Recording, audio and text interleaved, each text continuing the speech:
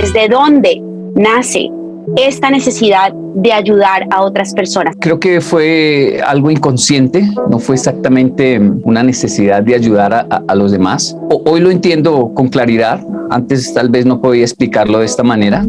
Mi cerebro busca sobrevivir al tener que enfrentar dos culturas tan extremas, tan diferentes, y en esa búsqueda de equilibrio termina generando esta serie de conceptos, de reflexiones en dos idiomas, en dos culturas, y al transmitirlas en las escuelas, al contarle a los niños un poco cómo fue mi vida, cómo pude sobrevivir sin ningún tipo de técnica o pasos para el éxito, simplemente cómo tuve que sobrevivir ante dos culturas, resultó que gustó bastante, que aplicaba para muchos el tema de la disciplina y otra serie de conceptos. Y bueno, así decimos en Latinoamérica, sin querer queriendo, se fueron dando las cosas y hoy de alguna manera nos tienen como referentes en cuanto al tema del equilibrio, diría yo, que es esa búsqueda de disciplina y pasión sin caer en el fanatismo en ninguno de los dos lados.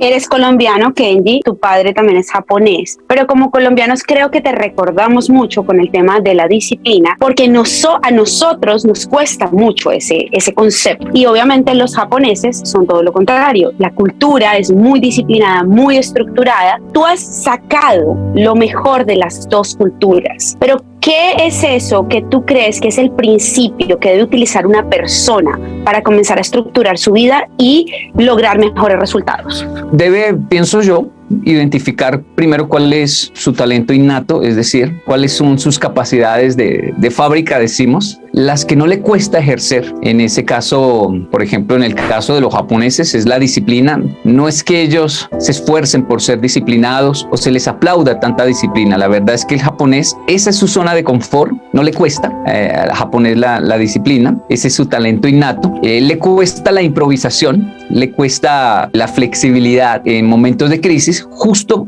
en lo que el latino es talentoso. Al latino no le cuesta la improvisación, no le cuesta ser flexible, acoplarse en momentos de crisis, y por eso no defiendo ninguno de los dos escenarios. Simplemente entender cuál es nuestra zona de confort y buscar lo contrario para poder tener equilibrio en la vida. Esa palabra la repites mucho y además te definen de esa manera. Eres una persona que buscas el equilibrio y la innovación. O sea, todo el tiempo estás en esa búsqueda, pero creo que es difícil encontrar ese equilibrio. Y para ti, ¿cuál ha sido esa mayor herramienta, por decirlo de alguna manera, que te ha permitido ir construyendo ese equilibrio y llevándolo a los demás? Sí, gracias. Esa es la palabra, es difícil. El equilibrio siempre es difícil porque es caminar en una línea muy, muy delgada, es lograr balance. El equilibrio es complejo y uno de los primeros puntos es aceptar eso. Algo tan bueno no es fácil, pero una vez que se logra es sencillamente delicioso, saludable caminar en equilibrio en la vida. Y en cuanto a lo que se necesita para tener un buen equilibrio en la vida, es esencial para mí cambiar de entorno, porque la tendencia de nuestro cerebro es siempre quedarse en el lugar donde más a gusto está. No nos damos cuenta, pero de manera inconsciente siempre buscamos la misma clase de amigos. Siempre estamos escogiendo minuciosamente con quién nos relacionamos y que esas personas no afecten nuestra naturaleza innata.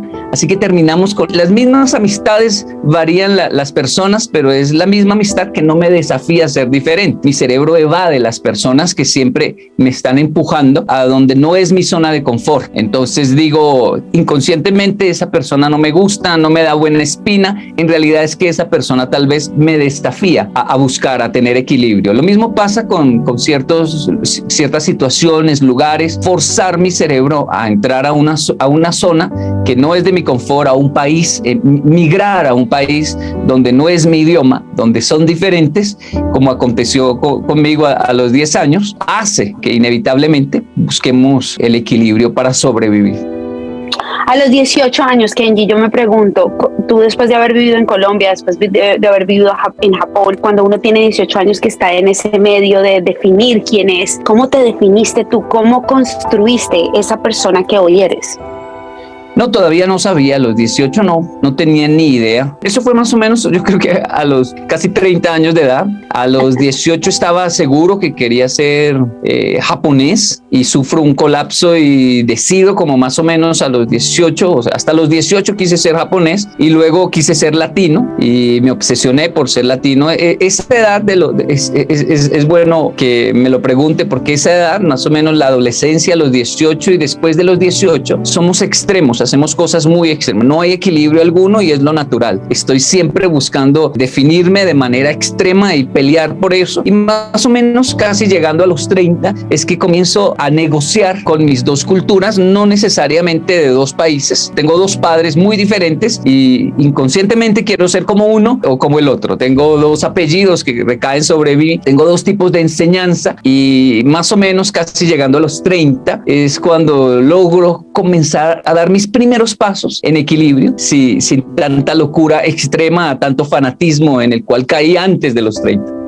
Hablábamos de la migración y creo que muchas personas pierden su identidad a la hora de salir de su país y pierden su camino, su propósito. ¿Cómo construir esa identidad después de salir de un país y llegar a uno donde eres completamente nuevo y donde te tienes que hacer? Muchas personas se pierden en eso y te lo estoy diciendo porque lo escucho todo el tiempo. Sí, yo pienso que no tienen cómo perder su identidad, no tienen cómo perder su bagaje. La cuestión está siempre en lograr aprender la cultura y el idioma, interiorizarlo, para no quedar en un limbo. Es muy fácil cuando se es migrante en otro país caer en el limbo. El limbo, todo lo contrario a lograr el equilibrio, es simplemente dejarse llevar por el viento de los acontecimientos sin desafío alguno. Esto es lo que hay, aquí me aceptaron, para usted solo hay estos puestos y estas oportunidades, no hay más. Y se cae en el limbo donde digo, caramba, aquí en este país yo no soy nada, no soy nadie, no tengo oportunidad como en el mío. Entonces cuando regreso a mi país digo, caramba, yo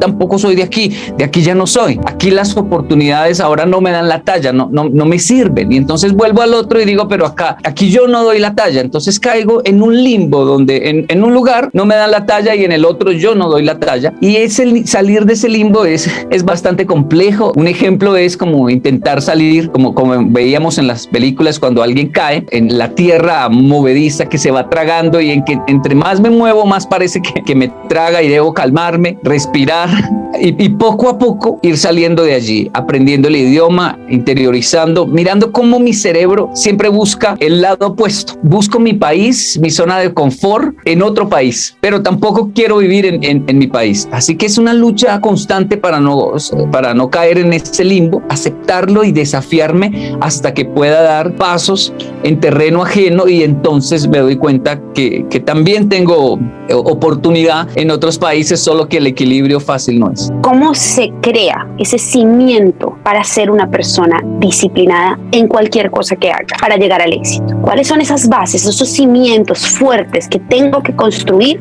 para lograr esa disciplina? Todo depende realmente de cada persona. En mi caso necesito, una vez más, un entorno de desafío, buscar entornos de desafío. Me es complejo levantarme en la mañana muy temprano a ir a hacer ejercicio, solo no lo hago, pero cuando busco un amigo que me compromete y me dice, paso por usted a las 5 de la mañana, a las 5:30 estoy ahí, y el loco llega y está timbrando en mi casa, pues yo ya no puedo decirle, hey, no voy a ir, sino que me obliga a salir. Y siempre hay personas que lo hacen de manera natural, esa es su zona de confort, y me involucro con estas personas, me comprometo con ellas y ya no les puedo decir que no, así que estoy corriendo todos los días con estas personas porque hacen parte de mi desafío. Siempre busco compromisos que logren que yo alcance ese equilibrio que necesito. Debo comprometerme. Es un sabotaje que hace el cerebro cuando dice, no, yo llego, yo me levanto y les llego allá. No, pasen por mí, porque si no pasan por mí, yo no voy a llegar. Yo me conozco, pasen por mí.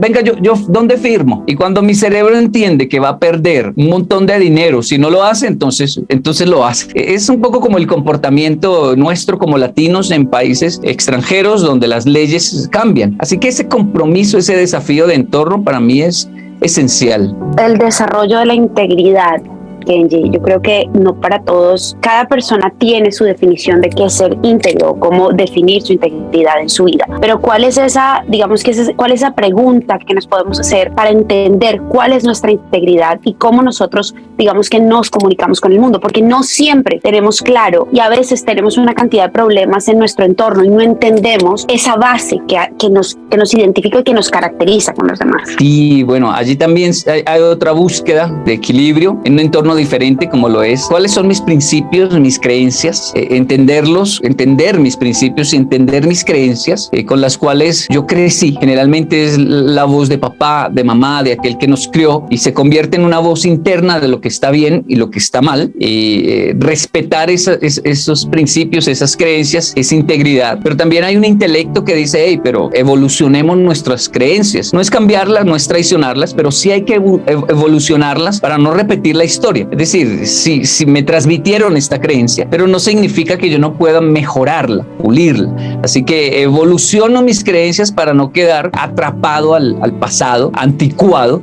Y hay creencias que son atemporales, que siempre serán vigentes, pero sí se pueden mejorar la forma en que las transmitimos y las entendemos a la siguiente generación, porque es evidente que nuestro entorno va evolucionando y si no aprendemos a transmitirlas, a entenderlas, a evolucionarlas, pues vamos a quedar para atrás chocando como personas, como seres arcaicos ante la nueva generación. Lo otro es también entender que no todo el mundo tiene las mismas creencias, que los mismos principios. Que les genera mucho conflicto eso. Claro, y poder respetar las creencias de los demás, poder entender, ahí viene el equilibrio, la línea delgada en cuanto al respeto a las creencias de otros y también a las mías. Espero del otro lado también exista un respeto y podamos hablar, dialogar, a pesar de que pensamos diferentes. Esto todavía nos cuesta mucho, pero la idea es encontrar personas que piensan totalmente distinto y sin embargo poder mantener una conversación, hacer equipo de trabajo, a pesar de tener principios y creencias diferentes, pero siempre en algo vamos a estar de acuerdo y a veces ese algo en el que estamos de acuerdo es nuestro trabajo y eso nos hace seres realmente en evolución. Y trabajas con jóvenes y creo que en este tiempo ser escuchado por jóvenes es vital. Un mundo de tanto movimiento, donde las prioridades se han cambiado. ¿Cómo has logrado conectar con tantos jóvenes y qué le dices a la gente para que conecte con sus jóvenes, para poder crear de ellos personas que puedan cumplir su propósito, crear de ellos personas que puedan llegar lejos en su vida?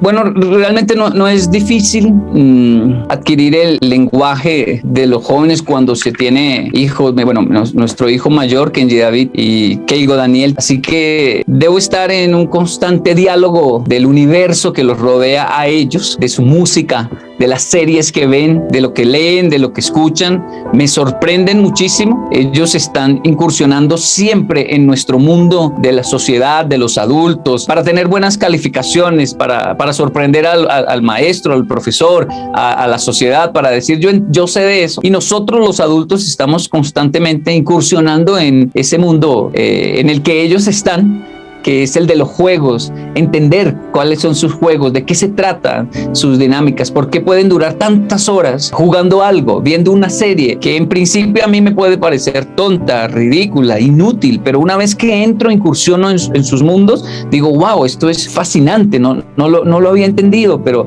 están enseñando principios buenos a través de esta serie, que la carátula parece loca, obscena, diabólica, cualquier adjetivo que yo le dé a una serie que en realidad no me he dado el tiempo de asistirla para entender el universo de mis hijos y por ende el de la juventud actual, ¿no? Entonces, por mis hijos lo hago. Inevitablemente esto se refleja en mi mensaje, el cual nace realmente de manera orgánica. Yo siempre lo he dicho y lo sostengo hasta hoy, tengo 42 años, no nací con un talento, nací y crecí en un entorno complejo como la mayoría de los latinos y mi cerebro tuvo que huir a enfocarse en algo y mis patologías crearon esta disciplina. Si hoy hay un talento es debido a las patologías a las cuales se tuvo que enfrentar mi cerebro. ¿Le gustaría que su hijo tuviese el mismo talento? Uno dice no, ojalá tenga los propios, porque lo que yo viví fue demasiado pesado, fuerte. Yo sobreviví y para sobrevivir hago lo que hago. ¿Qué te falta hacer? ¿Cuál es ese sueño que tienes en la próxima etapa de tu vida? Todos te vemos a ti hablándonos a todos de cómo construir nuestro propósito, lograr el éxito, evolucionar, pero ¿cuál es ese próximo paso que te quieres dar en tu vida? Volver a lo básico, tener salud mental, lograr equilibrio y paz, pero en mi alma, independientemente del público, porque una vez más, como lo dije, lo que hemos logrado hasta acá, hasta este momento ha sido por crisis patológicas, por fuertes crisis de identidad, y en este momento, después de uno alcanzar muchos éxitos, los cuales agradecemos enormemente, el cerebro se cansa y dice, no quiero más éxitos, necesito plenitud. Necesito tranquilidad y para eso se requiere por eso mucha terapia, mucha visita al psicólogo, mucho diálogo, mucha reflexión, mucho entorno tranquilo, sacrificar mucho éxito por algo aún más valioso que es la plenitud, la tranquilidad, la salud mental. Solo que la inercia es muy fuerte, hay una inercia de necesitamos más, quiero más. Como paro este carro, ¿no? Que ya lleva todos estos años andando. Sí, si lo detengo, viene una culpa terrible. No hicimos nada hoy. Y una culpa de tengo que ganarme el pan de hoy. No, usted ya tiene pan para morir. A morir comiendo pan. No, pero mi cerebro dice no, necesito el pan de hoy. Algo. ¿Qué sacrificio hago? La palabra sacrificio nos dio muchos éxitos, pero también nos hace muchísimo daño. ¿Por qué tengo que sacrificarme? ¿Por qué pienso que yo debo ser un borrego en la existencia, en mi universo, para poder satisfacer a otros cuando mi alma ya está pidiendo no más locura? En esa búsqueda de equilibrio se cometió mucho fanatismo y esa inercia es muy fuerte, una tendencia casi cíclica. Por ciclos veo que pongo en riesgo mi vida, acepto desafíos loquísimos solo para sentirme vivo como si no lo estuviese, solo para sentirme único como si realmente no lo fuera. No, queremos más y más y finalmente los que nos vamos a hacer daño somos nosotros, así que hay un momento en el cual hay que parar y decir, hey, quiero la atención de solo uno de esos y soy yo mismo. Quiero ir a verme una película solo y no sentir culpa. Estaba en España, en el Museo del Juguete, cerca al Museo de Salvador Dalí. Hay allí un museo del juguete y muestran los juguetes más antiguos hasta los actuales. Y encuentra uno muchos de sus juguetes de infancia. Dice, ay, yo jugaba con esto, pero decidí entrar a ese museo solo, a pesar de que estaba allí con toda la familia. Dije, voy a hacer esto solo. Y tuve que mirarme en el reflejo de los vídeos y decir, hey, jugábamos con esto, ¿no? Ya es difícil porque siempre estoy rodeado de público, de audiencia, pero ahora le estoy dando prioridad al reflejo del espejo y decirle, hey, jugábamos con esto, ¿no? Y viví momentos hermosos que no quedaron registrados en ninguna cámara, pero sí en mi mente y mi corazón, y creo que este punto de búsqueda de plenitud para mí está siendo muy importante. Gracias por este espacio y sobre todo este final en el que tu forma de hablar genera paz y creo que uno tiene que aprender a eso y al final ese es el equilibrio. Vivir en todo lo que haces, lograr tu propósito, lo que sea, pero también escuchar tu alma, hacer esa pausa y no acabar con tu vida. Entonces creo que es muy valioso. Siento que es importante realmente entender esto que pasó aquí. Me conecté, nos conectamos, nos escuchamos, desnudando mi alma porque de eso se trata la vida. Y nos saluda desde Los Ángeles, California. También se conectó Alejandro Velázquez Castaño. Un saludo. Hola Yocoy nos dice. Luna está conectada. Yasmín Bejarano, hola. María Valentina Lonet, hola. Escuchar, a ver cómo lo escucho. Hágale pues, saludos. Se escucha bien. Qué bien. Un saludo para todos nuestros seguidores. Gracias por estar aquí, por acompañarnos siempre en este canal de YouTube.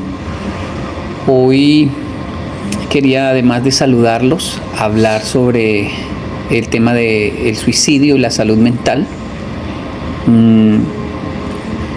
Para las personas que conocen nuestra carrera como trabajadores sociales, recordarán que yo inicié fuertemente impulsado por un acontecimiento de un senpai en japonés, así se le dice a un superior, un senpai.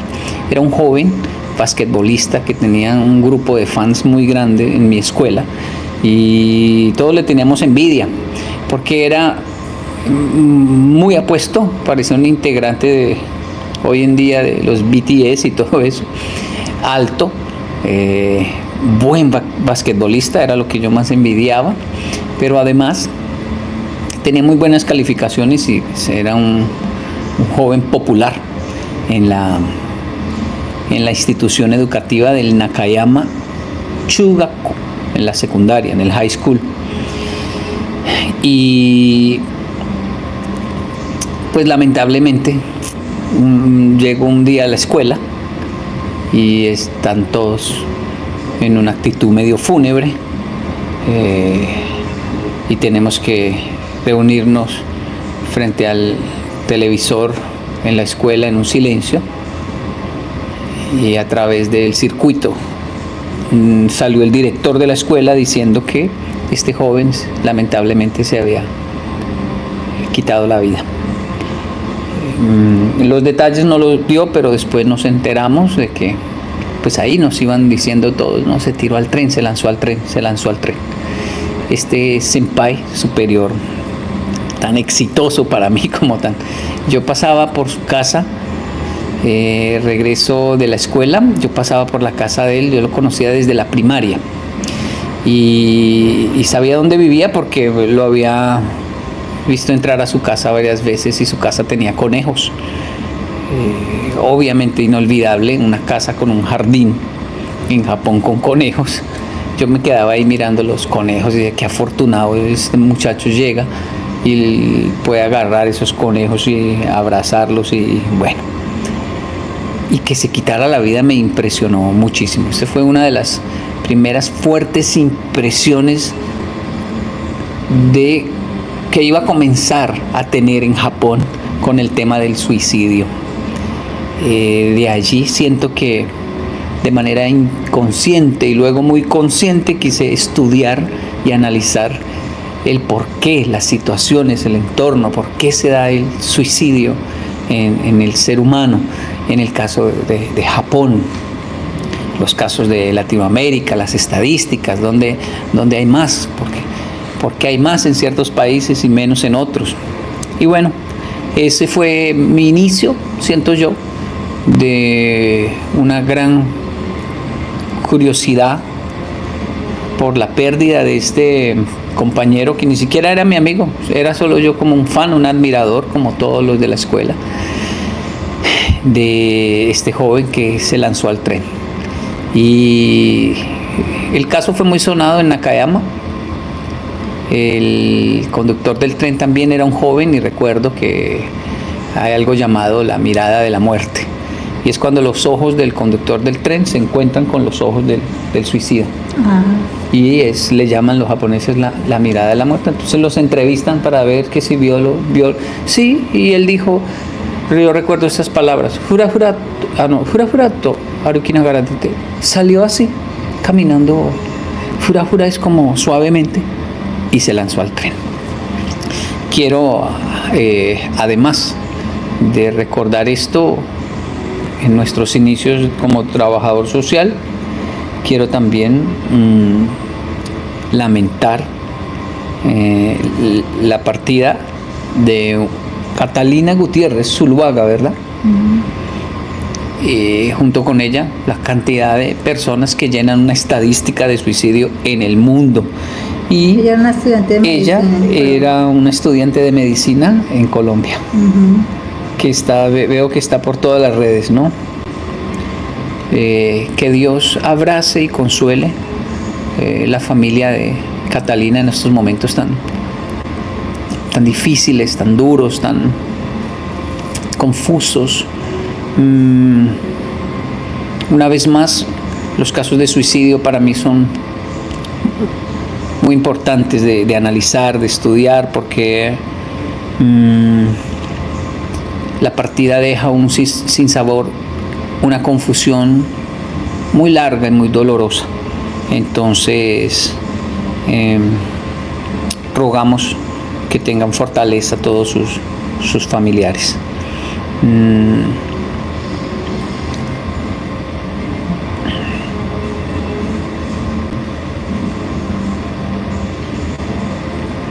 Hay un comentario aquí muy interesante, dice: hola Yokoi, ¿no crees que hay una sobrecarga de contenido para progresar y eso ya nos está afectando?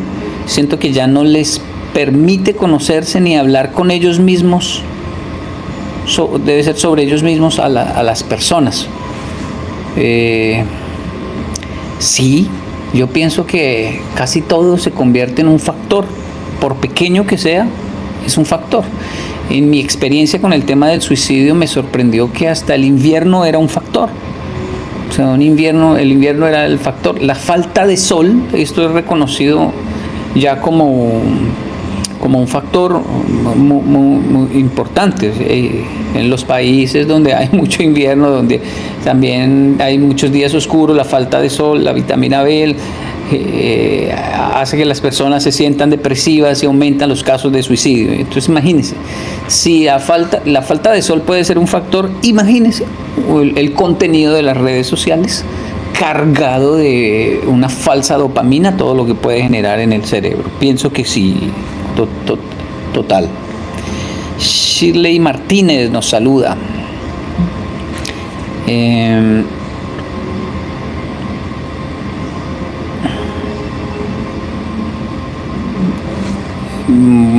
Nos sigue repitiendo: no permite que las personas se hablen y se conozcan ellas mismas. Ahora solo siguen versos ajenos de alguien sabio para ver si les sirve, pero nunca se hablan ellos y dicen: esto necesito. Sí, pero también, o sea, ¿qué hay de diferente a la antigüedad, no? No, el hecho de que hace 100, 200 años no hubiese internet no significa que la gente no siguiera versos de sabios, textos antiguos, libros religiosos, espirituales, códigos culturales de maestros, y de hecho creo que había más ignorancia antes, ¿no? Antes también me imagino el estrés al que estaban sometidas las personas, porque no solamente había una publicidad de éxito, de que o usted es conquistador, o es un guerrero, o sale y mata, o lo matan, o no es nada, o es un borrego y simplemente es un débil, o tiene una espada o no tiene una espada, o tiene armas o no tiene armas. Y pues el ser humano estaba más sujeto a guerras y a una cantidad de situaciones que uno dice, si miramos la estadística real de la historia, el ser humano de hecho hasta vivía menos antes que en la actualidad. Una cosa es el suicidio y otra cosa es que uno lo maten porque simplemente el pueblo de allá quiso venir a apoderarse de nuestras mujeres y de nuestros rebaños y de nuestros hijos, y eso también era muy común en la antigüedad, pero muy, muy común. Entonces, no pienso que se deba satanizar las redes sociales, que son un factor, pero no son el determinante o definitivo. Antes era peor, mejor dicho. Voy a decirlo, a resumirlo. Si alguien sabe de historia o va y analiza la historia, antes era peor, no era mejor antes. No vivíamos más los seres humanos, eso no es así. Vivíamos, de hecho, menos. Pero muy bien, sigamos. ¿Cómo se llama la persona? La niña se Sí. llama Catalina Gutiérrez. Catalina Gutiérrez. Bien, hay también en torno a este fallecimiento una polémica, ¿verdad? Una polémica grande en cuanto a la estructura comportamental de la educación en la rama de la medicina en Colombia, donde ahí se dice una presión enorme, dantesca, y según se especula, este tipo de presión, y algunos dicen yo sé que es así y estoy seguro, que ella no soportó esa presión y esta dificultad tan enorme que hay de poder sobresalir en una carrera con muchas exigencias y donde ciertos personajes se encargan de hacerle la vida imposible a los estudiantes a los pasantes, es un término muy de medicina, que son aquellos que están haciendo ya esos años de práctica, ¿no?, en el lugar. Y residentes, gracias, exactamente, a los residentes. Entonces, es más fácil de entenderlo para nosotros porque hemos visto estos mismos casos igualitos dentro de la milicia, ¿no?, dentro de los militares. No solo ha habido militares que se han quitado la vida por la presión tan terrible del lugar, o porque no, es que quedé entre ojos de varios y me atacaron hasta que el muchacho se murió, se quitó la vida, o cogió el fusil y mató al superior y mató a otro soldado. Eso hace poco también pasó. Entonces, yo no sé, realmente no sé, pero no dudo nada de que en una institución las jerarquías abusen del poder, no dudo nada de eso. No justifica que una persona se quite la vida, tampoco. Entonces existe ese porcentaje de salud mental también en la persona. Es decir, no es la única persona que ha estado bajo esa presión y no todos se quitan la vida, pero no todas las personas pueden recepcionar de la misma manera esa presión. Ahora, a lo que yo voy en cuanto a este punto y que me hace hacer un en vivo como estos, es que es doloroso cuando esa presión viene desde el hogar, desde la casa. Hace poco justo hice un video hablando de la presión que sentí en Colombia, cuando estaba en Japón, una presión muy, muy fuerte, muy grande, y cómo me liberaba llamar a Colombia y que en Colombia me atendieran un familiar, un tío como el tío Ricardo, al cual siempre le voy a estar agradecido por esas palabras que me decía: amigo, ¿cómo está? Y uno al otro lado del teléfono reventado, en una depresión, una tristeza, en un invierno horroroso, sintiéndome un pez fuera del agua, sintiendo como que caramba, no tengo nada, no soy nada, no voy a lograr nada, cuántos años ya llevo en este país, no soy nada en Colombia, no soy nada en Japón, estoy en un limbo, sé hacer muchas cosas, pero no soy especialmente bueno en algo. Es muy difícil hacerse un camino, una carrera, tener un nombre, una posición, y comienza uno a sufrir todo eso y llama a Colombia, a la familia, y atiende: ¿qué hubo? Kenny, ¿cómo está? ¿Cómo vamos? Y los chistes, ¿no? Qué bueno que está por allá, qué chévere allá, tráigame una Toyota que esas nacen en los árboles, y uno lo hacen reír en medio del dolor. Pero cuando ya le pregunta: mijo, pero usted ¿cómo está? Se escucha como apagado, ¿qué le pasó? ¿Está todo bien? No, bien, lo que pasa es que el invierno es muy solo, uno anda, es bastante solitario por acá. Ah, ¿cómo así, hermano? ¿Cómo así? Mijo, ¿y por qué no se viene? Usted sabe que si aquí comemos 3, comemos 6. Y si comemos 6, comemos 7. Todos quedamos con hambre, pero comemos. ¡Guau! Y eso uno lo hacen reír, y realmente le dicen: ¿y por qué no se viene para acá? Para que pase unas vacaciones, para que nos visite. Aquí, o sea, solo véngase, que aquí usted tiene su casa, tiene todo. Y esas palabras lo hacen a uno tener un taco aquí, porque uno quiere decir: gracias, tío, gracias. Yo quiero que me entiendan, desconozco el caso de Catalina, esto no tiene nada que ver con Catalina, hablo del suicidio en general y de las soledades que se viven y de las tristezas, y cómo es tan importante uno llamar a un familiar y que ese familiar le diga a uno: mijo, usted solo no está, cualquier cosa se viene para acá.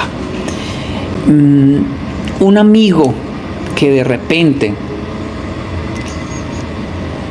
lo llama a uno para decirle: no sé, me soñé con usted, loco, y no sé, fue un sueño así medio raro, y pues no sé, hace rato que no hablamos, solo quería decirle que lo aprecio mucho, lo quiero mucho, mi hermano, y de pronto por eso me lo soñé, porque uno tiene que llamar, así que lo llamé para decirle que cómo va todo, lo quiero mucho, cómo vamos, todo bien, necesita algo, ¿qué puedo hacer? Y a veces esa persona dice: no, nada, todo bien, pero gracias por llamar, qué chévere que se acordó, gracias. Y usted no se imagina en realidad cómo puede estar salvando una situación, para no decir una vida, pero está salvando una situación de muchísimo dolor donde la soledad golpea, ¿no?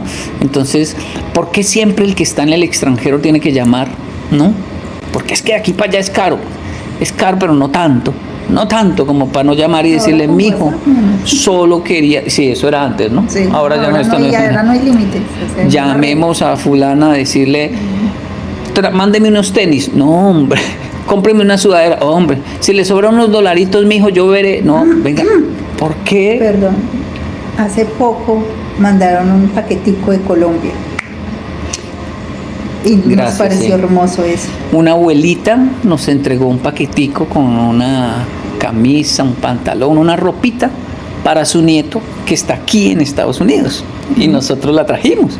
Y uno dice, Estados Unidos es un país donde hay mucha ropa, ¿cierto?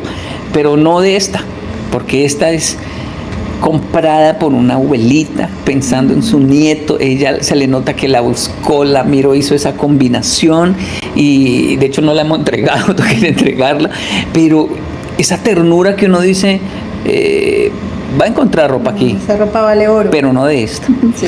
No de esta, porque esa ropa viene cargada de una preocupación de una abuela, de que mi hijito sí tenga su camisetica, que sabe, tiene esa belleza y esa importancia. Yo quiero seguir recalcando, en este caso no es mi interés analizar el caso de Catalina a profundidad, eso se lo dejo a otros, a la justicia, a los médicos, si están haciendo bien o no están haciendo bien las cosas y todo eso.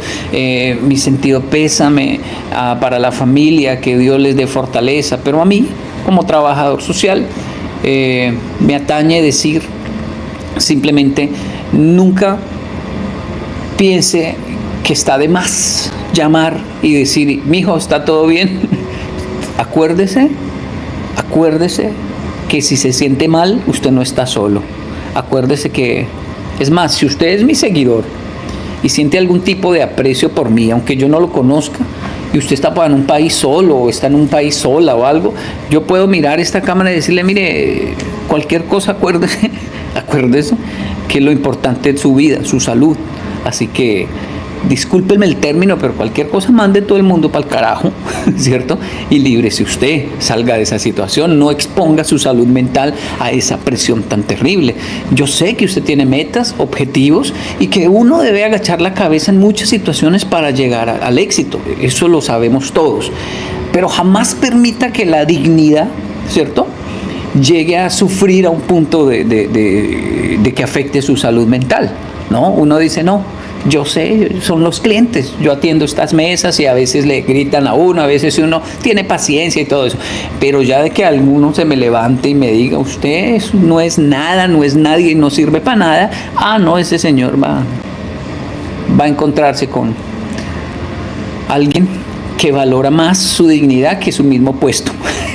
Y de pronto hasta el gerente salga a defenderme, no sé, pero si no, de él también me defiendo, pero mi salud y mi integridad deben ser protegidas. Yo lo digo porque aunque hay un grupo de personas que no necesitan escuchar esto porque se saben defender, y muy bien, más bien se hacen echar de todo lado y viven peleando con todo el maravilloso.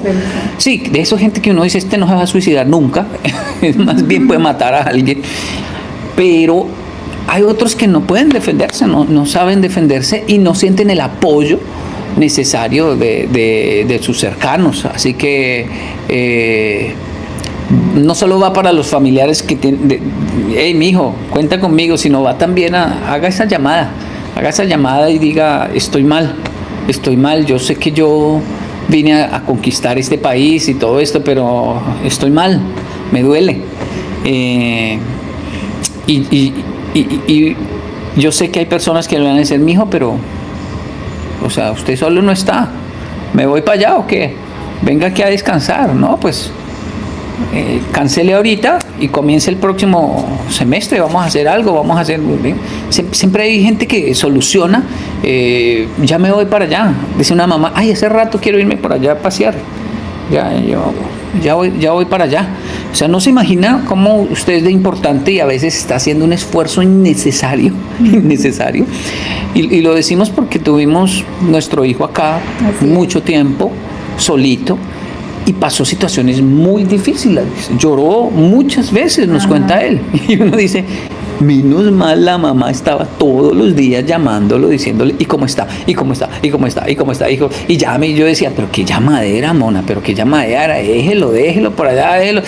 Menos mal, porque yo no me imaginé que mi hijo estaba pasando situaciones tan duras, hasta que un día vengo a visitarlo a este país, nos sentamos a comer a la mesa, hay un silencio, nos mira y dice, es muy difícil estar aquí y llegar aquí de noche cuando no hay nadie. Lloró mucho. Y que Kenji David dijese eso era como, hola, hijo, perdón, no sabíamos. ¿En serio? No duermo, dije. Sí, no duermo, me da muy duro, me da, wow, ¿en serio? Claro. Mi amor, yo lo sé porque es lo que vivimos los que emigramos en algún momento de nuestra vida, claro. Pero lo chistoso es que este loco nunca dijo nada, siempre atendía muy fuerte. Sí, siempre atendía el teléfono. No quieren demostrar debilidad, fragilidad. Sí. No quieren decepcionar. No quieren Correcto, quieren ser fuertes frente a los papás y decir, están invirtiendo bien en mí, yo estoy estudiando y estaba aquí estudiando. Y eso no es debilidad, eso no es fragilidad, eso es ser humanos. Bien, voy a hacer un pare aquí, pequeñito, vamos a saludar a las personas. Aquí escribió un chico. Carolina Martínez dice, mándame un saludo, te estoy viendo aquí desde el Estado de México, un saludo. ¿Sí, mi amor? Se llama Doc Lenco. Sí. Y dice, yo vivo solo en la ciudad, me mudé a estudiar y se siente feo vivir solito. Uno extraña mucho a la familia, a los amigos. Bien, qué bueno. Un saludo para el caballero, para Doc. Se dice Doc Lenco. ¿Doc con C o con G? D-O-V. Adov. Lenco. Sí. Y mire, fíjese que sabemos de ese sentimiento. Sí, lo sabemos. Nosotros desde muy jóvenes migramos a otro país, fuera de Colombia. En mi caso, mi experiencia más dura no fue ni Japón, fue Brasil. Fue haberme ido de Japón a Brasil, con esa incertidumbre de qué iba a pasar por allá, y fue maravillosa la experiencia, pero el primer mes y medio, recuerdo yo, fue muy duro. Me tomé una foto en un baño llorando, mona, yo le conté eso, porque me salieron manchas en el cuerpo piel. Y yo no sabía por qué. Wow. Y era del estrés. Entonces me dio risa verme así. Y dije, me voy a tomar una foto de recuerdo. Y era del estrés tan terrible que estaba sintiendo con, mona, 16 años. 16 años. Y uno no le cuenta a nadie nada. Uno simplemente hasta se toma una foto y sigue adelante, pero uno no le cuenta a nadie mi miedo era no salir fracasado de allá, mona, de Brasil. Sí. No. Sentir que no lo logró, ¿no? Sí. Nos saluda Sara Ivette Olivo desde República Dominicana. Nicolás Fernando, hola Yoko, ¿me saludas? Claro que sí, Nicolás. Sharu, hola Genji, saludos desde Argentina. Gabriela Gómez dice, muchas gracias por esas palabras que hacen falta, felicidades por sus palabras que hacen mucha falta, gracias. Hola Kenji, ¿por qué las personas se estigmatiza por todo? ¿Por qué las personas se estigmatiza? ¿Qué querrá decir estigmatiza? Wow. ¿Hace cuánto se fue el audio?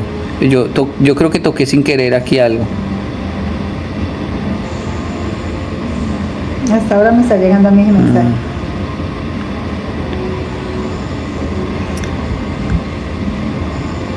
Saludos desde Bahía Blanca, nos saluda Romina. Ivana nos saluda, tengo un año viviendo en Tijuana y soy de Ciudad de México y extraño a mi familia, imagínense.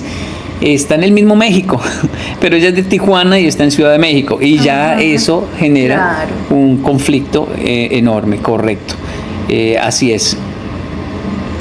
Hola Kenji, te saluda Walter desde Guatemala. Ya, ahora sí, bueno, sí. Casi me vuelvo loco, pensé que era el cel o los audífonos. Hablando yo así. Pero bien. Sin perdernos del tema. 3 minutos sin audio, dice alguien. Para él, fueron 50 segundos. No, de pronto fue más. No, fue por... ¿Sí?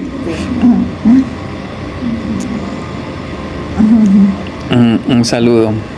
Pero ¿de qué estábamos hablando de pronto en el momento que se fue el audio? De alguien hacia... Que vivía en Tijuana, no. Sí. No. Alguien está que pregunta y pregunta cómo superar la pornografía. Ayuda, por favor. La pornografía no se supera, porque eso sería como decir cómo superar la cerveza, cómo superar eso son cosas que ya existen y van a estar ahí, y no es nada nuevo. Existen desde hace muchísimo tiempo, desde hace mucho. Hay imágenes pornográficas de pintores japoneses de hace, pero mejor dicho, cientos de años.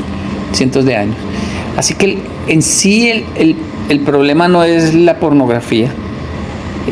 Olvide eso y analice. O sea, si le quita el protagonismo a la pornografía, analice cuál es el vacío que estoy queriendo llenar con pornografía. Entonces, cuando quito la pornografía, igual está ese vacío.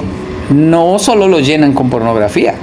Muchas personas que lo llenan con alcohol, con drogas, con muchísimas cosas, hasta con algo que no es nocivo como el deporte, pero ya en exceso, donde estoy haciendo, en realidad parece que estoy haciendo algo bueno, pero estoy buscando es llenar un vacío que debo analizar primero. ¿Dónde está ese vacío? ¿Cuándo inició ese vacío? Y eso no se puede hacer leyendo un libro solamente. No, eso es importante de la mano de un profesional de la salud mental, el cual le habla a uno de la estadística. Estos son los tipos de vacíos que hay, se generan por este tipo de situaciones, relaciones en la infancia con los padres, con situaciones, acontecimientos, generan este tipo de vacíos, y ese tipo de vacío genera hambre, este tipo de hambre.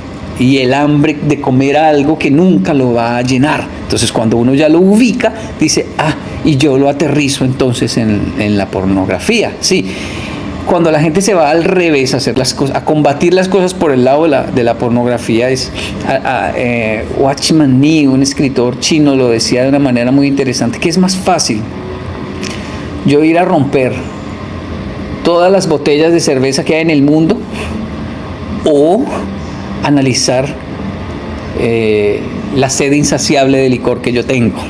Es un tema mío, y lo digo porque cuando se habla así, se dice tengo un problema con la pornografía. Es un tema tan grande que hay demasiado que hablar y demasiada especulación, pero cuando se habla puntualmente de tengo un vacío, de hecho no es tan grande el vacío, pero tengo un vacío y lo estoy llenando con algo como la pornografía, como cualquier, pero es un vacío. Si analizo ese vacío, si lo encuentro, va a perder protagonismo aquello que siento que me hace muchísimo mal. Como hay personas que no les afecta, dicen, ¿qué piensa la pornografía? Está bien, ¿no? Interesante, ¿no? Pero no sé, no es... Lo puedo ver y puedo dejar de verla, no me afecta, no es mi debilidad. Sí, entonces ahí en ese caso, ¿es buena o es mala la pornografía? No, es que esa persona tiene otro tipo de huecos, como el alcohol, ¿no? ¿Es malo tomar alcohol? Pues a él no le hace daño, a mí no me hace daño tomar cerveza, whisky, a mí no me hace daño tomar nada de eso, nada. A mí no me hace daño. De hecho, siento que me sienta bien tomar vino, me sentaría bien tomarme una cerveza fría, pero es que como no me hace nada y no, la verdad no me gusta y no lo hago, me da igual y prefiero una Coca Cero. Entonces, en ese caso no aplica para mí.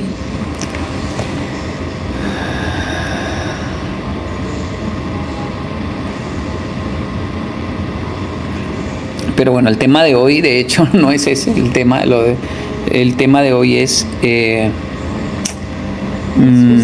el tema del suicidio. Y la salud. Y no como protagonista, sino como un resultado de muchos factores, y uno de esos factores que hoy quería tratar era la falta de apoyo de nuestros seres queridos, sea porque a veces no estamos pendientes de nuestros hijos, no estamos atentos ahí de nuestros amigos, o porque a veces ellos no o sea, la gente no es adivina, ¿no? Entonces también es saludable que un hijo diga: papá, estoy mal. Ah, sí, ya le consigno. No, papá, escúcheme, estoy mal. ¿Qué le pasó? ¿Cómo así? ¿Qué pasó? Me siento muy triste. ¿Pero le pasó algo? ¿Se estrelló? No, papá, no, solamente estoy muy triste. Uy, ¿cómo así, hijo? Pero tranquilo. Usted sabe que estamos con usted, que lo amamos mucho.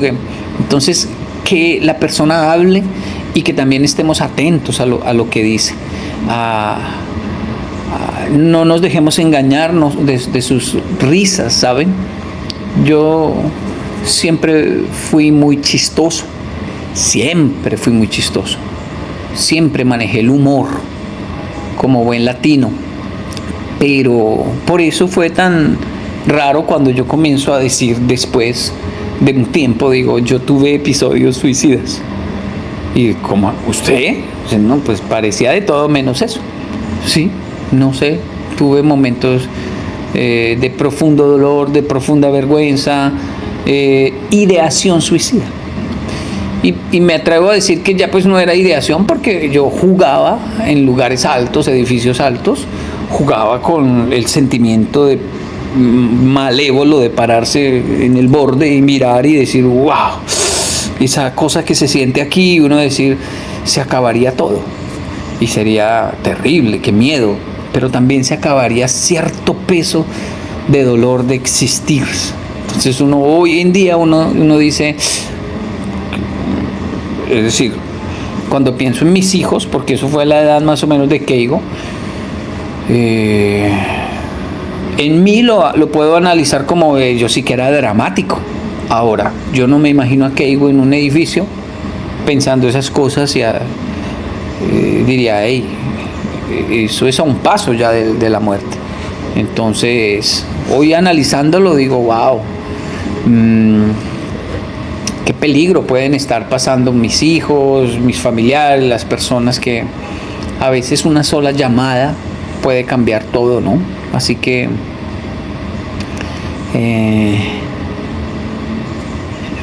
fuerza, ánimo, y no hay afán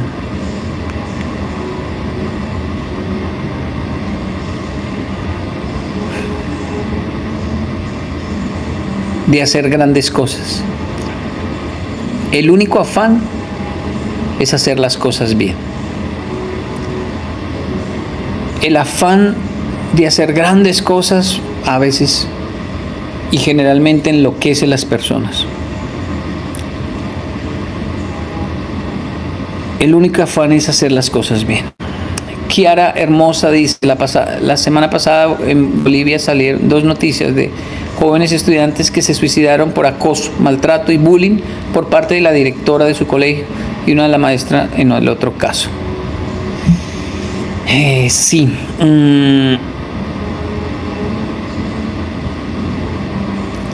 Sí. No todo lo que yo diga aplica para todas las personas. Si yo tengo un salón frente a mí de 30 niños y los regaño, yo sé que a unos les va a valer. Les entra por aquí, les sale por acá. A algunos ni les entra. Son capaces de reírse ante mi bronca, mi regaño. Otros van a reflexionar y decir, la profesora tiene razón, el profe tiene razón. Estamos muy desjuiciados. A otros les puede dar durísimo el por qué ella me trata así si yo estudio. Pero si yo no tengo la culpa, y lo pueden tomar muy personal y afectar. Es decir, las personas tienen sensibilidades distintas, diferentes. Y todo en esta vida, en la actualidad, no se puede arreglar diciendo generación de cristal. No se puede arreglar diciendo generación de cristal. Eso de generación de cristal lo decían antiguamente también. En la época de Alejandro Magno, en la época de los imperios y todos miraban y decían, débiles, borregos, mátelos. En el mundo hay lobos y ovejas, esos son ovejas. Y los que sabían usar la espada y dar, esos eran los fuertes, y el resto ellos nacieron débiles. Entonces se burlaban de los débiles y solo sobrevivían realmente los fuertes. Hoy en día no andamos con espadas, no andamos matando a nadie, ni conquistando imperios, ni nada de eso, pero estamos con la misma técnica, mirando a las personas que no son como nosotros y diciendo, ¿le dolió eso? Débil, generación de cristal. Yo sí soy fuerte, Y pues no es así de sencillo. Algunos realmente somos muy sensibles a las emociones y nos ponemos muy alegres o muy tristes. Cualquier emoción nos da de manera muy fuerte y la idea es aprender a controlarla. Eso no evita que seamos profesionales e incluso hasta exitosos, pero al mismo tiempo manejemos esa naturaleza difícil de expresarla por ahí, a miedo de que seamos tildados de débiles, ¿no? Ya va a llorar, no, pero es que Yokoi no sabía que eras tan débil. Ayer o antier estaba hablando con Franco Escamilla, estábamos almorzando con Franco, un saludo para Franco, qué gran, ni siquiera personaje, qué gran persona, él y su esposa Gaby, qué buena tarde pasamos con ellos almorzando, y le contaba yo a Franco que yo era muy fuerte para la lucha física, porque desde niño me acostumbré a ella, en Colombia, en Japón, entonces siempre fui muy fuerte para la lucha física, porque sí, me metieron a estudiar karate, judo, siempre me gustó el boxeo, y en Japón el judo me fascinó, y siempre había pleitos por ahí. Yo, ganara o perdiera, me gustaba estar comprando pleitos ahí, y no recuerdo llorar nunca por un golpe, por nada. Nunca me daba risa, pero no, rabia, ira, lo que fuera, pero yo no recuerdo llorar en ninguna pelea. Yo nunca le lloré a nadie en una pelea. Y recuerdo llorar por cualquier cosa que me dijeran. O sea, si venían y me daban un golpe, yo dije, uy, así son las cosas, hágale. Ni me dolió.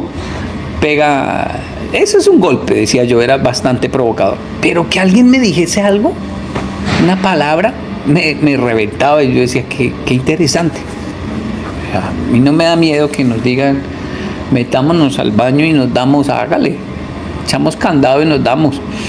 Pero que me dijesen algo sobre mi fisonomía, sobre mi país, sobre el bullying, me llegaba profundo, como si tuviera una hipersensibilidad o debilidad emocional, ¿no? Y eso no me hacía débil, era fuerte. Y ese que le pasa, es que viene todo mojado. Acá lleva. ¿Dónde está? ¿Dónde está? Parece una rata. Y el hijo mayor valiente que vio solito. ¿Qué es eso? Eso es una rata. Una rata. ¿Qué chica? Salude, chica. Mire, amor. Sí. Andrés Mancipe dice, Sí. en mi infancia habla un poco de lo que hablábamos hoy en la tarde.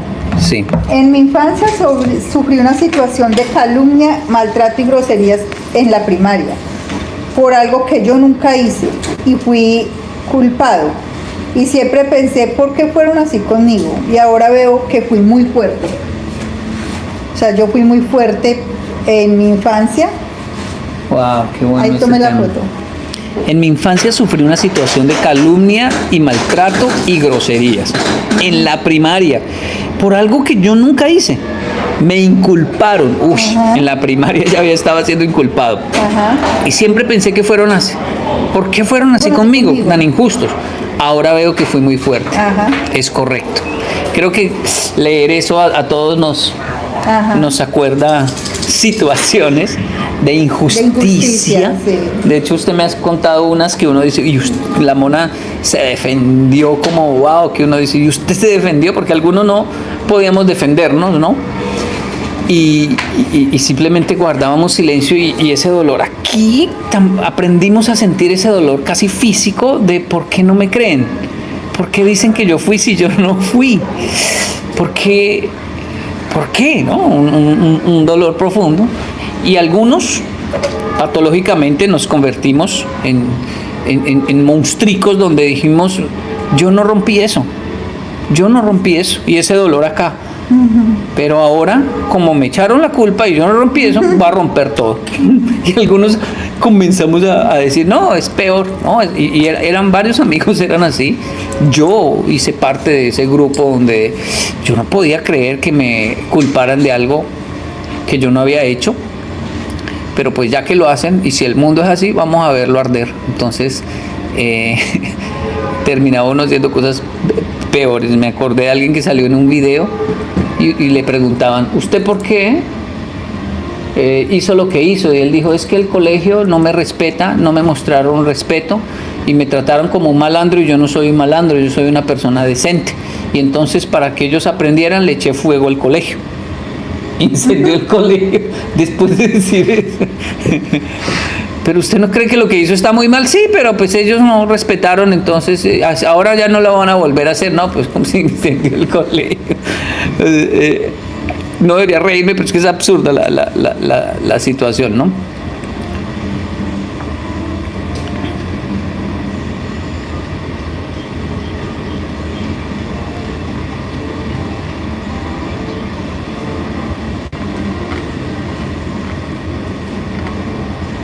Sí, por ejemplo aquí dice una chica, dice que ella como que se resigna que la culpen. ¿Sí lo leyó? Sí, estaba leyendo eso. Sí, Yari como que sí, como que ay, que me culpen a mí, o sea, yo hago casi todo el tiempo para que piensen que todo lo que pasa que esté dirigido a ella y me culpan a mí. Sí, perdón, mire esto, mi amor, dice, soy baja, o sea, bajita, chaparra y delgada, y toda la vida, hasta los días, me llaman la flaca o ratona, y hoy me doy cuenta de que eso me fortaleció. Ahora, me dice, más no quiere decir que no me afectaba, aunque hoy por hoy ya no. Ese es un tema importantísimo, porque los que sufrimos de ese tipo de cosas, hoy entendemos que pues como lo que no lo mata a uno lo hace fuerte, nos hicieron fuertes. Pero ahora que tenemos hijos, decimos, yo quiero que mi hijo sea fuerte de ese modo. Yo no quisiera que mi hijo sintiera el dolor que yo sentí en mi corazón ante injusticias así, y no lo voy a permitir, y quiero que se haga fuerte de otras formas. Deben haber otras formas de hacerse fuerte. El método para hacerse fuerte no puede ser la injusticia, el abuso de poder, ¿cierto? Y el maltrato. Porque estamos en ese dilema de dos generaciones, donde mi generación dice, es que esta generación de hoy es de cristal y son débiles, porque a mí sí me dieron con un garrote, a mí sí me dieron duro, y por eso soy así de fuerte. Y la generación actual responde, pues usted es fuerte, pero al mismo tiempo tiene muchos traumas. En realidad está lleno de problemas, lleno de traumas. Y uno dice, sí, eso también es verdad. Y no quiero que mis hijos sean fuertes de esa manera. Prefiero que sean fuertes de otra. Pero bueno, el tema de hoy era ese. Un saludo para todos, para las personas que están solas, que están enfrentando una carrera, sacando adelante una carrera, que están en algún país esperando un estatus legal, que están en algún lugar de invierno, como en Japón, en esos inviernos crudos, lejos de la familia, lejos del hogar. Quiero darles un saludo muy fuerte desde acá y decirles que obviamente usted no está solo. Una cosa es estar solo y otra es sentirse solitario, ¿no? La soledad es maravillosa. Lo que es malo es sentirse solitario aún rodeado de personas. Es solo que físicamente la familia está en otro lado, pero eso no significa que usted esté solo. Benditas sean estas épocas donde podemos llamar y no tiene ninguna debilidad. Con esto quiero cerrar este en vivo. No tiene ninguna debilidad llamar y decir: auxilio, me está doliendo el alma, me está doliendo el corazón, necesito hablar con alguien. Mamá, papá, me está doliendo. No, eso no es de débiles, eso es de personas saludables. Un síntoma de salud mental es que las personas hablan. Así que, por favor, llame y hable, llame y diga. Todos queremos que usted tenga éxito y que salga adelante. Pero si ese éxito y ese salir adelante nos va a cobrar su vida, nos vamos a arrepentir toda la vida. No queremos que se pierda su vida, no queremos, no, a ese costo no. Así que si es su responsabilidad también como ser humano decir: espere, me estoy ahogando, me metí en muchas cosas y me estoy ahogando. Ya no duermo, ya no como, ya estoy cada vez peor. Así que hable, llame, avise, busque ayuda y evada a los que no ayuden. No, evada a la gente que no ayuda. Yo cierro este en vivo con una historia que me marcó hace muchos años. Yo la leí en esos libros llenos de historias que se llamaban Sopa de pollo para el alma y Chocolate caliente para el alma. Era una historia de esas de Jack Canfield, que decía de un niño que llegó a ¿cómo era? Una profesora le da un desafío a sus estudiantes y les dice: les voy a dar 3 cinticas, y les puso una acá, y cada vez que le colocaba una cintica como una condecoración les decía: tú eres importante para mí, yo sé que soy profesora y que a todos los veo como si fueran un grupo grande y son como un número, pero no son un número. Yo sé tu nombre, tú te llamas así y estoy pendiente de ti y eres importante para mí, porque vas a ser mi alumno para toda la vida en mis recuerdos, así que te quiero mucho. Y esta es tu cintica que te va a recordar que eres importante para mí. Pero le dio a cada alumno 2 cintas y después los miró a todos y les dijo: necesito que eso que yo acabo de hacer con ustedes lo hagan con algunas personas que ustedes consideran que son importantes para su vida. Para mí lo son ustedes, pero si ustedes consideran que es algún amigo, alguna amiga, y estos muchachos eran ya estudiantes de grados altos, como de la universidad, y se fueron a hacer esta práctica y se llevaron sus cinticas, y uno de ellos tenía un trabajo alterno a sus estudios y fue a hablar con el jefe, y el jefe era una persona gruñona, de esas personas con las que no se puede hablar, de esas personas que no hablan, de esas personas que llega solo a mandar y a decir. Pero él tenía una admiración tremenda por ese jefe y golpeó la puerta: sí, jefe, tengo algo que comentarle. ¿Qué pasó? Dice: no, es algo personal. ¿Personal? Sí, entre a ver, ¿qué pasa? ¿Qué quiere? Hablando así, le dijo: no, jefe, discúlpeme, lo que pasa es que no sé cómo explicarle, pero debo hacerlo. Y fue, le puso la cintica, le dijo: mire, jefe, yo crecí sin papá, solo con mamá, nunca tuve una autoridad paterna, y para mí usted es como, le va a parecer loco, pero es como mi papá, yo lo admiro cuando usted llega. Entonces, pues, me dieron esta tarea en la universidad de ponerle esta cintica a alguien que yo considerara importante, y yo a usted lo admiro mucho por sus logros, lo admiro muchísimo, así que le doy esta cintica diciéndole que es importante para mí. Y esta otra es para que usted lo haga con alguien. Disculpe, permiso, y se fue.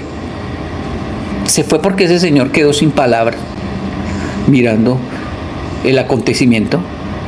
Estaba dispuesto a decirle: no me haga perder tiempo y todo, pero no pudo ni reaccionar al ver que un joven que le dice: yo no tengo papá y usted es muy importante para mí. El hombre se fue para la casa más temprano, dice esa historia, que llega a la casa y busca a su hijo. Entra al cuarto ve a su hijo en la cama sentado mirando al aire. El papá entra, o sea, ese jefe, se sienta al lado de su hijo, lo saluda, hola papá, ¿qué pasó? Y él dice, no, siéntese. Es que no sé cómo decirle, hijo, yo fui criado de una manera muy diferente. Mi infancia fue muy difícil, muy rara, muy... yo no solo no hablaba con mi papá, sino que no quería hablar con él, o sea, tuve una infancia distinta y de pronto eso hace que yo con usted no hable, pero, mijo, si yo trabajo es por usted, si yo hago plata y si hago dinero, eso es por usted. La verdad es que, aunque yo nunca se lo digo, es por su mamá y por usted. Y pues sí, yo lo quiero mucho.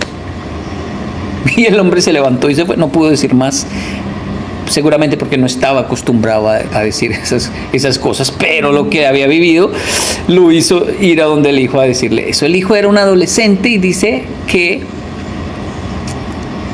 el niño cayó de rodillas llorando y el papá tuvo que devolverse a levantarlo, a decirle que respirara, que qué le pasaba, no podía ni hablar.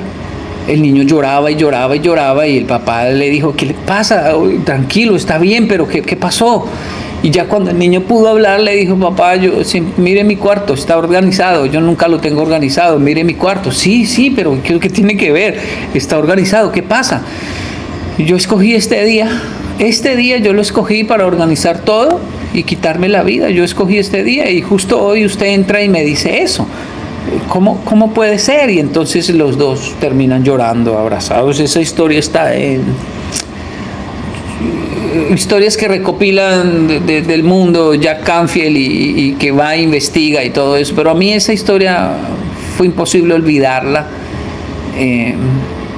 Porque no nos imaginamos, ¿no?, lo que pueden estar pasando las personas, y aunque no estén en nuestro léxico, nuestra cultura, aunque vengamos de situaciones tan difíciles, mirar un hijo y decir, hey, pero